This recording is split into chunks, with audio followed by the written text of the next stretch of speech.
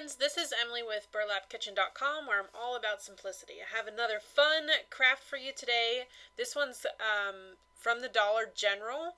So this is an easel that I bought there, and we are going to fix it up and turn it into something cute for our front porch. Or really anywhere. I think these would be cute for a wedding, anything really. So the first thing I'm going to do is I am going to take my sandpaper and I am going to sand down all the raised words. That top one that I took almost completely off was kind of glittery.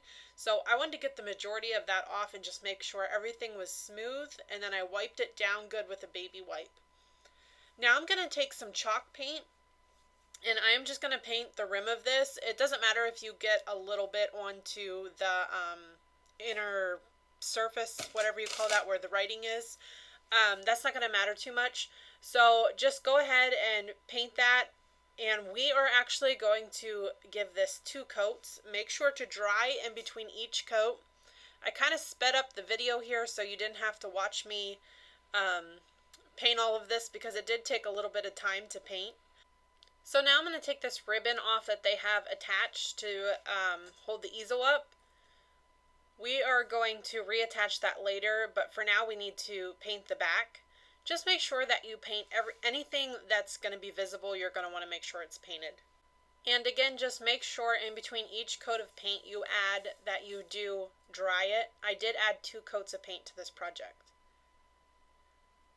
I'm just going to make sure everything is nice and dry. And now I'm going to take a darker, this is almost like a charcoal color, and I'm going to put a little bit on my paintbrush and then just rub a good amount of it off, and then go ahead and dry brush it over my project.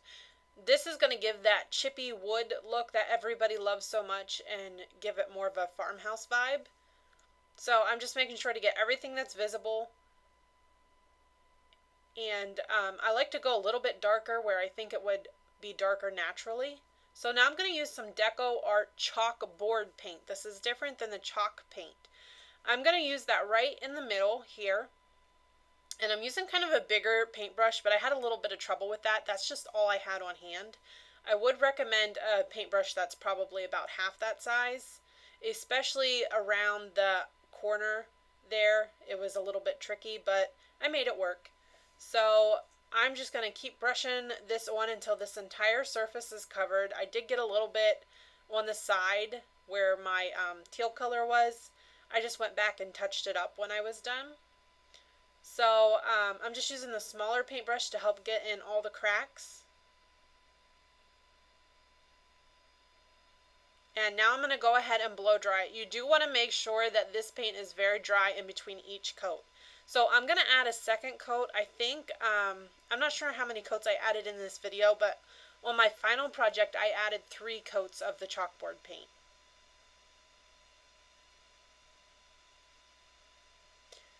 Okay, now I'm going to go back with another brush and just touch up. I know you can't see this really well, but I'm just touching up some spots that I messed up with the teal. I just took a smaller, finer brush to do that. Now I'm going to take some twine and I am going to reattach the I don't even know what you call it, the part that holds this easel up. So I'm just going to use my staple gun, and then when you attach that in the back, make sure you do put your staple in that thicker part. If not, it will go through to the front of your chalkboard. Trust me, because I did it.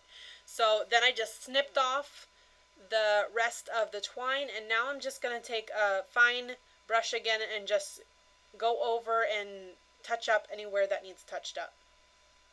And that is it, guys. I hope you had as much fun with this project as I did. For more easy DIYs just like this one, please follow burlapkitchen.com. Thank you.